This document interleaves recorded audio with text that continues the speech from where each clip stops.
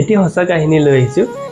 এজনী বৃদ্ধ মহিলা এটা ষ্টেচনত ৰৈ আছিলে ট্ৰেইনৰ অপেক্ষাত, আৰু তেওঁ ৰৈ থকা দেখি এজন কুলি আহি মহিলাগৰাকীক সুধিলে যে আপুনি ক'ত যাব, আপোনাক বহুত সময়ৰ পৰা ৰৈ থকা দেখিছোঁ। আৰু তেতিয়া বৃদ্ধ মহিলাগৰাকীয়ে ক'লে যে মই দিল্লীলৈকে যাম।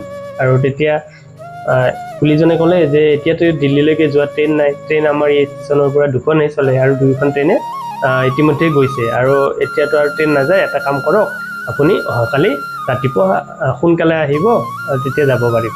তেতিয়া সেই মহিলাগৰাকীয়ে ক'লে নহয়, মই আজি যাবই লাগিব, কাৰণ মোক ল'ৰাই চিঠি পঠাইছে, আজি মোক যাবলৈ কৈছে। আৰু তেতিয়া কুলিজনে ক'লে যে আপোনাৰ ল'ৰাৰ নাম কি, আৰু আপোনাৰ ল'ৰাই কৰে কি কাম কৰে দিল্লীত। আৰু তেতিয়া মহিলাগৰাকীয়ে ক'লে কি কৰে মই নাজানো, আৰু মোৰ ল'ৰাৰ নাম লাল বাহাদুৰ শাস্ত্ৰী।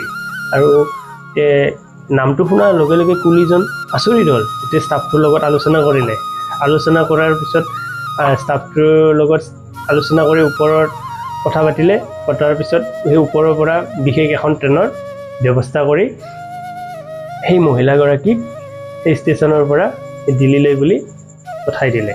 আৰু মহিলাগৰাকীয়ে ভাবিলে যে আচলতে মোৰ ল'ৰাই কি কৰে, মোৰ ল'ৰাৰ কথা কোৱাৰ লগে লগে ইমান ধুনীয়াকৈ সন্মান কৰি মোক বিশেষ ট্ৰেইন যোগাৰ কৰি মোক পঠালে।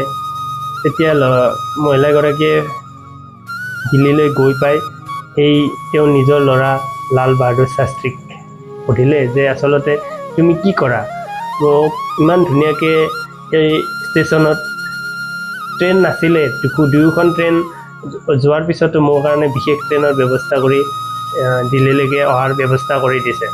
আৰু তেতিয়া লাল বাহাদুৰ শাস্ত্ৰীয়ে আহিলে আৰু কৈছে যে মই এই বিভাগটোৰ মন্ত্ৰী হয়, আৰু মই এই বিভাগটো চলাই আছোঁ। আৰু তেতিয়া মাতৃয়ে ক'লে যে তুমি ইমান ডাঙৰ কাম কৰা আৰু মই আজিলৈকে নাজানো। ভাবি চাওকচোন, সেই মহান ব্যক্তিজন লাল বাহাদুৰ শাস্ত্ৰী, তেখেতৰ নিজৰ কৰ্মৰ কথা নিজৰ মাতৃকে কোৱা নাছিল। গতিকে তেওঁ কিমান এজন সুপ্ৰসিদ্ধ ব্যক্তি আছিল।